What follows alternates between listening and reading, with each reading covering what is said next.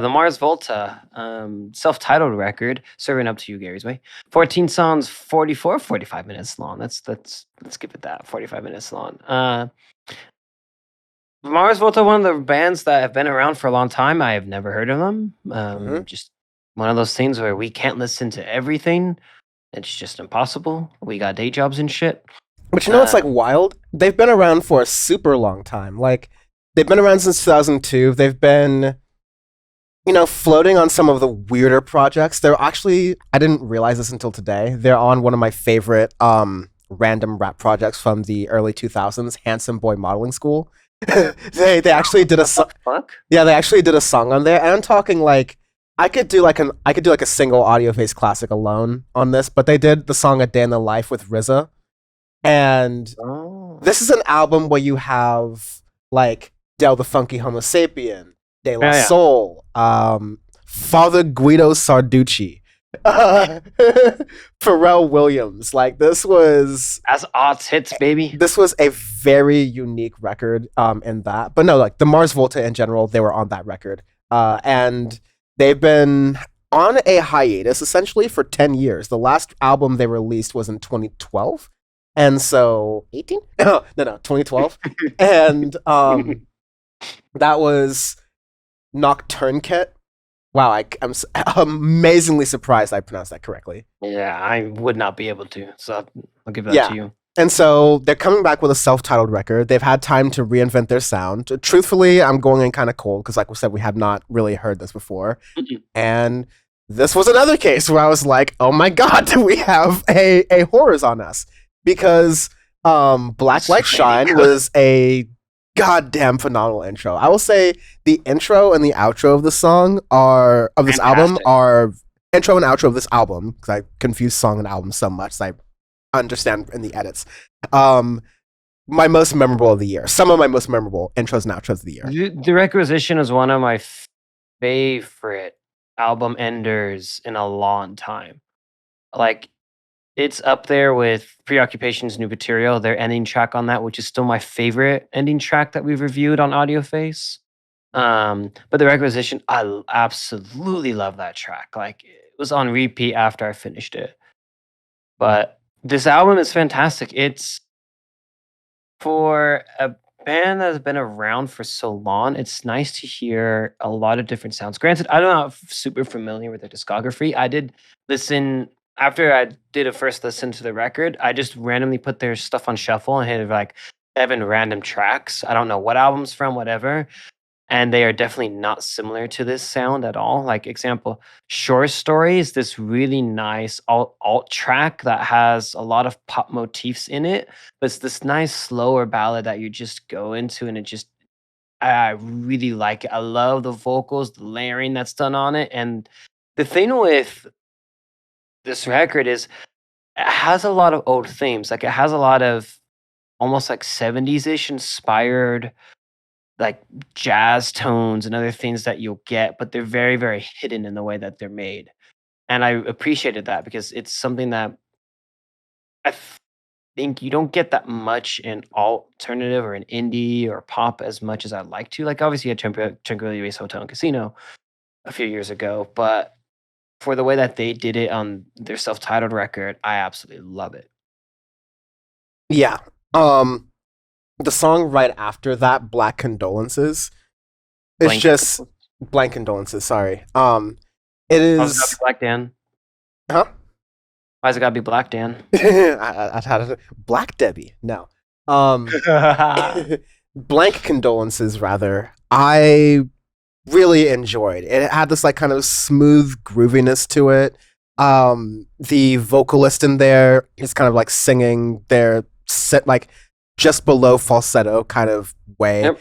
It has a good overall composition to it and is a really good setting point for the entire album, because it then goes in a bunch of kind of chaotic fun places. Like Vigil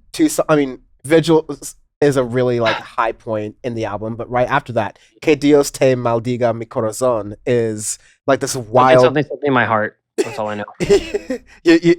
We're learning, Sean. Why God my heart, something in the middle. There you go. It's this really fantastic sort of interlude thing that's 2 minutes long, but it's a great song all on its own, and breaks up sort of the calm serenity that you get from Vigil, and kind of gets the album continuing on its pace. Again, this is all three albums this week played well as albums. They were albums in Yes. the capital A Audioface sense of the word, albums. Like, And that's why I they're had phenomenal. that thing going on, the first record I reviewed, because this is the year of the record, man. It's just we've had so many unbelievable records where the award show is gonna be freaking difficult, man. I don't know how the hell we're gonna do it. It's just the world is ending, but damn, the music is really good. So good. Um, to the latter half, I'd say, of the three albums we reviewed this week, Rina Strongest. Sawama's most new and Joe's, yeah, I'd say the second half is the strongest. Tracks like Palm Full of Crux, Equ- we're out. Yeah. EQ3. EQ3. I was gonna say I wanted to talk about that. I'm like, I don't know how to say that, but EQ3, Equasti, whatever. Great track. It's thing that I like about it. Like they have this really nice little funk beat that they have. Like they make the vocals have a wah effect through it, and the way he uses his falsetto, but uses it as a tool and not as something to rely on is nice, and I like that and I appreciate it. And he executes it very well on this record because males doing falsetto voices, it's hit or miss. If you use it as a tool and you know how to do it, like example, Alex Turner does a very good job of that for Arctic Monkeys and the Shut Up Puppets. More on that later. And there's other artists that really don't do it that well, and it can distract you from it. Like, and we've had records on this podcast where I'm like, this is just the vocals are distracted from it. Yeah. The way he does it on the Mars Volta record is it's fantastic. He uses it as a tool, and all the instrumentation, all the production around it fits, and it's this really nice harmony that you get throughout it. It really helps accentuate a song, especially like Accused 3, where you have like a Yep. Jimi Hendrix kind of guitar in the background, like a Yep. really good bass line throughout it. It's a song that is not necessarily experimental, but like approachable and surprising. Like it doesn't, it feels like a very, very fresh modern rock song, taking the best of the classic eras of rock music and incorporating that into even some of the more newer stuff that you got from the highlights of 2010s rock music. I'm Yep.